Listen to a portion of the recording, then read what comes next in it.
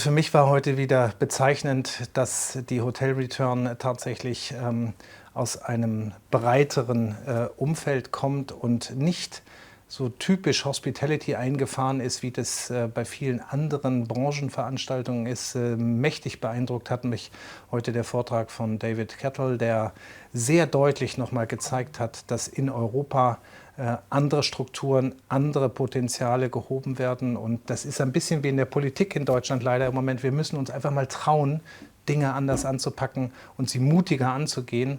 Und dann könnten wir unglaublich viel heben. Und das finde ich bei der Hotel Return, bei dem Kreis der Teilnehmer, der Referenten einfach unglaublich spannend, dass es nicht immer nur um das Hotel geht, sondern wir uns wirklich umgucken, was passiert drumherum, was passiert volkswirtschaftlich, was passiert in den anderen Assetklassen und was lernen wir daraus und wo sind wir vielleicht auch schwächer im Spiegel betrachtet, als wir das gerne von uns glauben würden.